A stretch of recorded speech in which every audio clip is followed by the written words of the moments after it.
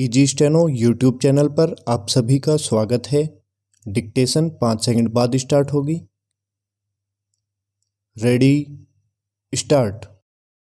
महोदय, मैं अपने बारे में कहता हूँ। जब मैं छोटा था और कॉलेज में पढ़ रहा था तब रूस और जापान के बीच युद्ध छिड़ा। उस समय समाचार पत्रों में जापान के संबंध में बहुत सी बातें छपा करती थी। उनमें एक बात यह भी थी कि जापान में समूरिया जाति के लोगों ने अपने सब अधिकार वहाँ के राजा को दे दिए थे। उसके बाद जापान बड़ी उन्नति कर सका। हम लोग यह पढ़कर आश्चर्य और सराहना करते थे। उससे बढ़कर हमारे यहाँ के लोगों ने स्वराज्य स्थापित होने के बाद 1-2 वर्ष में एक उदाहरण उपस्थित करके दिखाया।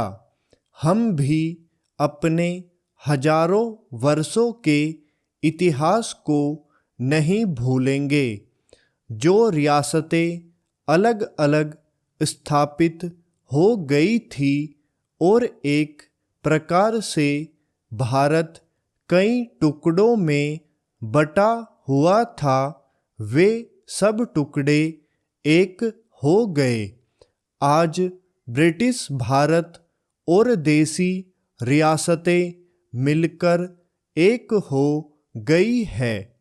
उसके बाद हमारे सामने यह प्रश्न आया कि भारत के लोग केवल स्वराज्य से ही सुखी नहीं हो सकते, उनको किसी न किसी प्रकार सुखी बनाना है।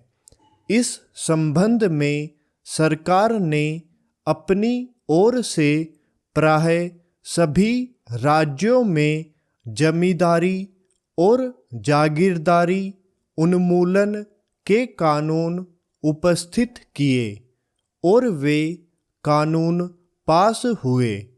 प्रसन्नता की बात तो यह है कि बहुत से साधनों में कानून उन लोगों की स्वीकृति से तथा उन लोगों की सलाह से पास किए जिनकी जमींदारी और जागीरदारी समाप्त हो जानी थी। यह भी देश प्रेम का उदाहरण है। उन लोगों ने अपनी संपत्ति का त्याग इसलिए किया कि उससे सारे देश को लाभ पहुँचे। वह काम भी लगभग पूरा हो गया और पूरा होता जा रहा है। हमारे सामने मार्ग प्रशस्त है और अब हमें इस पर चलने की शक्ति चाहिए।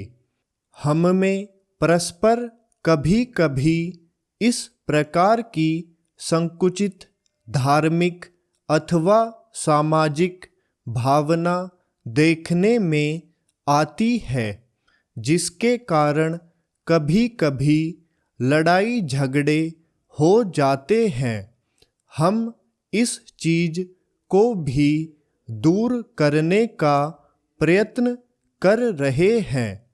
हमारे संविधान में स्पष्ट बता दिया गया है कि कोई चाहे किसी भी धर्म का क्यों न हो, किसी भी जाति का क्यों न हो, इस देश में सबको समान अधिकार है।